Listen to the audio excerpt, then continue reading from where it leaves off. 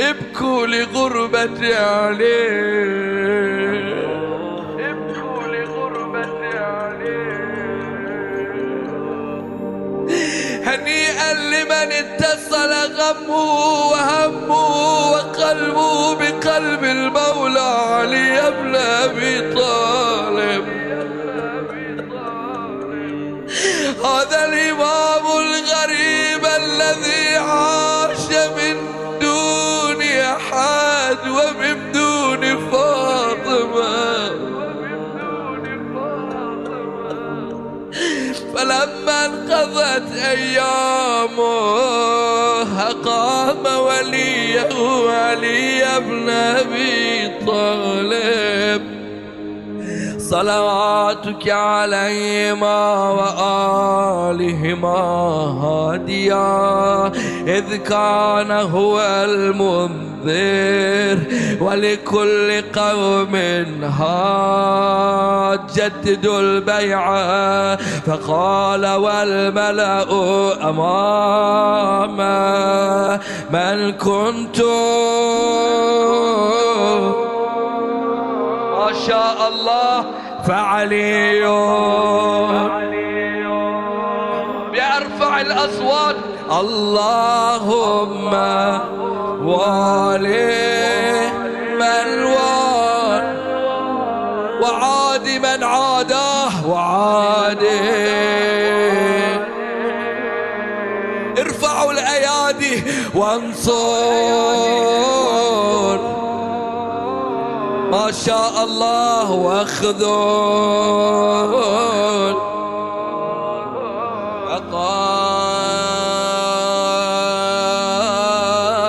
فقال من كنت أنا نبيا فعلي الأمير، وقال أنا وعلي من شجرة واحدة وسائر الناس من شجر شتى، وأحله محل هارون من موسى، فقال له أنت مني بمنزلة هارون من موسى، إلا أنه لا نبي بعدي، وزوجه ابنته سيدة نساء العالمين، وحل له من مسجدي ما حل له، وسد الأبواب إلا بابا، ثم أودعه علمه وحكمته، فقال أنا مدينة العلم وعلي بابها، فمن أراد المدينة والحكمة فليأتها من بابها. ثم قال أنت أخي ووصي ووارث، لحمك من لحمي ودمك من دمي، فسلمك سلمي وحربك حربي، والإيمان مخالط لحمك ودمك كما خالط لحمي ودمي، وأنت غدا على الحوض خليفتي، وأنت تقضي ديني وتنجز عداوتي، وشيعتك على منابر من نور مبيضة وجوههم حولي في الجنة، وهم جيراني.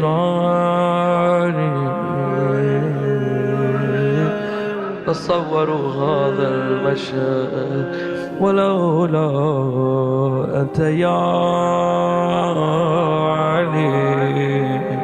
لم يعرف المؤمنون بعدي، وكان بعده هدى من الظلال ونورا من العمى، وحبل الله المتين وصراطه المستقيم، لا يسبق بقرابة في رحم ولا بسابقة في دين، ولا يلحق في منقبة من مناقبه، يحذو حذو الرسول صلى الله عليه وآله ويقاتل على التأويل، ولا تأخذه في الله لومة لائم، قد وتر فيه صناديد العرب وقتل أبطالهم وناوش الذؤبان، فأودع قلوبهم أحقادا بدرية وخيبرية وحنينية وغيرهم، فضبت على عداوته وكبت على منابذته،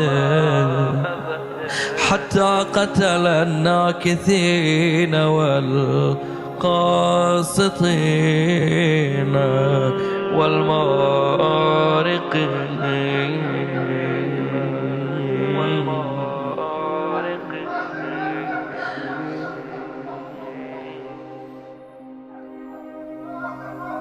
عند سماع الأذان تنتظر زينب سلام الله عليها، تترقب النجوم والسماء تحاتي عليها،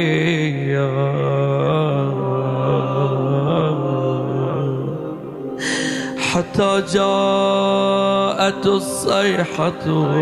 تقول فزت رب الكعبة